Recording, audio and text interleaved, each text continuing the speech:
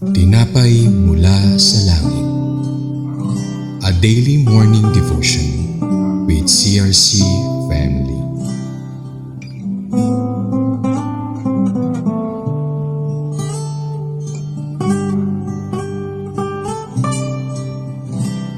Magandang umaga sa bawat isa. Ako si Irenia Castro Mayor ng San Pedro. Samahan ninyo ako sa ating programang Tinapay Mula sa Langit, ang pang-araw-araw nating devotion sa salita ng Diyos. Ngayong umaga ay ating pag-aaralan ng Joshua 19:49-51. Bago tayo magpasimula, samahan ninyo ako sa maikling panalangin. Mapagpalang Ama o Diyos ang buhay, kami po ay nagpapasama at nagpupuri tumadakila sa oras ito sa aming pagnilay-nilay ng inyong salita. Samahan mo kami at higit sa lahat maunawaan namin, maintindihan namin ang mensahe ito. Thank you, Holy Spirit, na patuloy kang manguna sa ganun, O Diyos. Ang lahat ito ay aming manilay-nilay at may apply sa buhay sa pangalan ni Jesus. Ating babasahin ang Joshua 19 verse 49-51. Ang sabi nito, matapos tanggapin ng mga Israelita ang kanilang bahagi na lupain, binigyan naman nila si Joshua na anak ni Nun na para sa kanya. Ayon sa kanyang ipinag-utos ni Yahweh, ibinigay nila sa kanyang mga lungsod ang kanyang hiniling na Timasyera na sa lupain ng Ephraim. Mauli itong naitayo ni Joshua at doon siya nanirahan. 51. Ginawa ng paring si Elisa at ni Joshua na anak ni Nun na pagbabahagi ng lupain sa pamamagitan ng palabuntang. Ginawa ito sa Shiloh, sa harapan ni Yahweh, sa mga pintuan ng toldang tipan. Katulong ang mga pinuno ng mga angkan.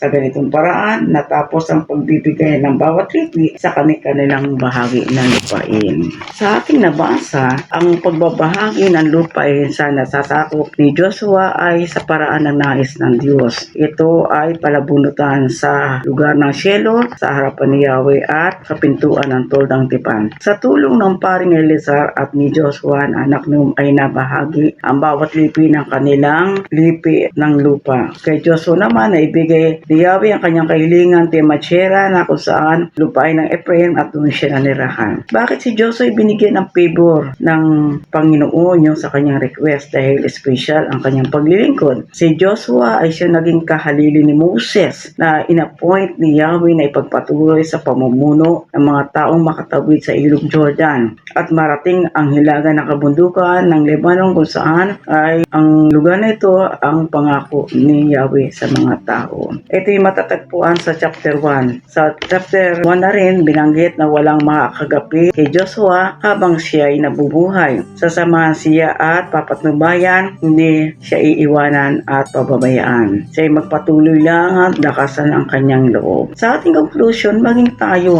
sa ating buhay na ito sa ating napag-aralan sa Joshua 19 at 49 verse 1, naging matagumpay rin tayo. Hindi lang sa material things na naibahagi rito sa lupa o kayamanan, bagkus ang pakikipag-ugnayan natin sa ating Panginoong Yesus. At ngayon, nararanasan natin ang biyaya ng Diyos kung saan yung kalakasan, yung gabay at patnubay, ito ay napapamuhay natin at nagiging encouragement tayo sa bawat isa. Kaya sa ating pagtatapos, tayo manalangin. Mapagpalang Ama, kami po nagpapasalamat sa iyong kabutihan na aming naranasan kung saan ang ating pag-aaral sa kabanata ng Joshua 19 verse 21, ang inheritance na inibahagi kay Joshua, hindi lang po material things ang pinaparating dito, kundi yung aming pakikipag-ugnayan sa iyo. Ito ay isang biyaya namin naranasan. Pero so thankful na lahat ng bagay na natatanggap namin ay mula sa iyo. Kaya po, O Diyos, patuloy mo kami mapalakas at gamitin sa nais ng paglilingkod dahil ikaw ang Diyos na hindi magbabago noon, ngayon at magpakailaman. In Jesus' name. Muli, sa pagbabahagi nating pagninilay na kanyang salita